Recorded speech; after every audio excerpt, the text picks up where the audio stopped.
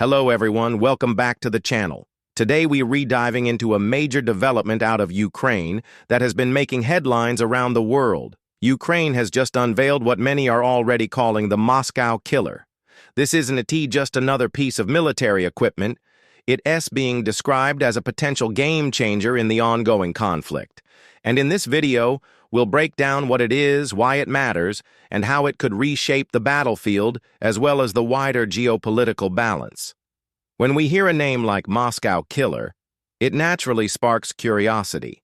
The term itself carries a powerful message, suggesting that this weapon is specifically designed to neutralize one of the strongest advantages Russia has held since the start of the war.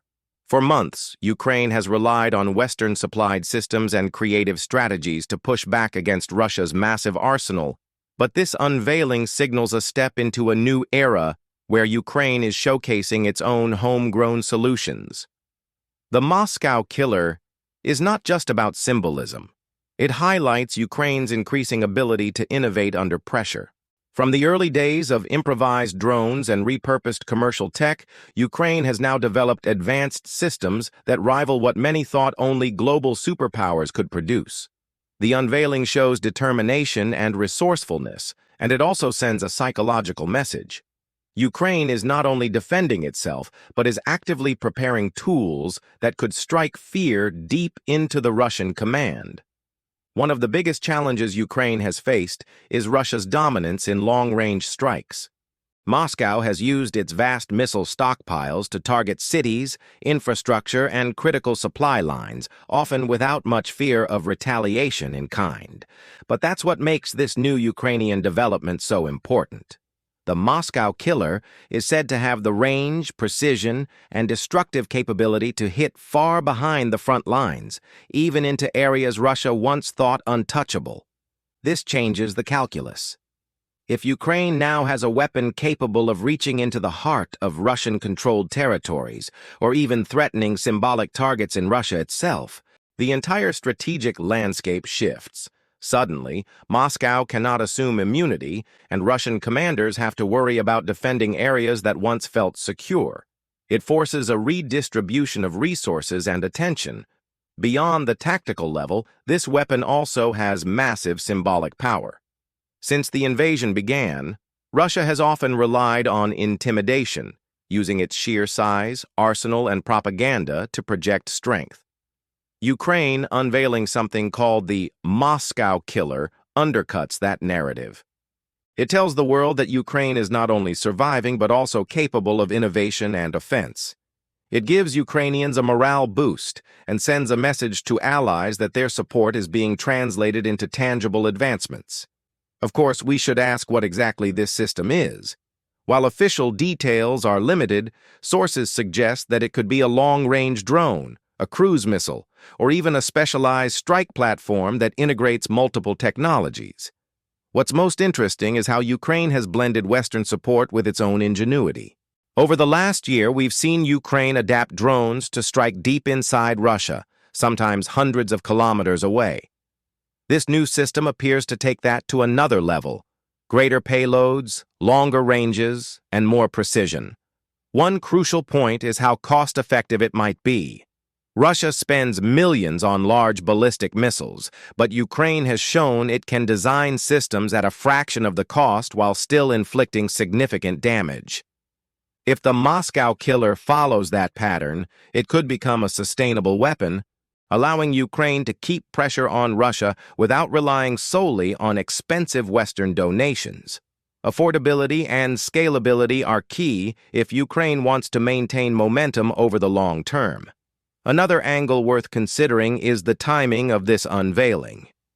It comes at a moment when many analysts have been questioning how long Ukraine can keep up the fight, especially with the war dragging on and Western unity facing challenges. By presenting a new, domestically developed weapon, Ukraine is sending a signal not just to Russia but to the West. We're not waiting around. We're taking matters into our own hands. This is critical because it reassures allies that their aid is producing results, and it also warns Russia that the conflict is evolving. For Russia, the implications are serious. If Ukraine can consistently reach deep into Russian-held areas, Russia's logistical networks become more vulnerable. Supply depots, command centers, airfields, and even naval facilities could be targeted. This forces Russia to spread its defenses thinner and increases costs dramatically. The more resources Russia has to divert to defense, the less it can use on offense, which may slowly tilt the momentum. It's also worth looking at how the Russian public might react. So far, most of the war has been distant for people living in Moscow or other major cities. But if a Ukrainian-made weapon begins to demonstrate the ability to strike symbolic targets, the perception of safety shifts. Even if the actual strikes are limited, the psychological effect can ripple across society.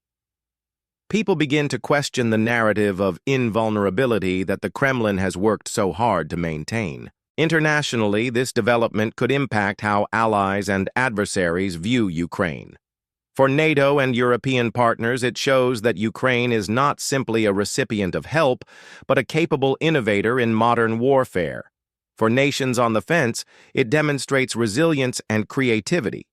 And for Russia's partners, such as Iran or China, it raises questions about whether Moscow's military dominance is as solid as claimed. Of course, unveiling a weapon and deploying it effectively are two different things. Ukraine still faces enormous challenges in terms of production capacity, resource constraints, and integrating these new systems into broader military strategy. Russia will no doubt attempt to jam, intercept, or preemptively target such weapons. But even the announcement alone alters the dynamic. It's a reminder that wars are not static. They evolve with technology, psychology, and adaptation.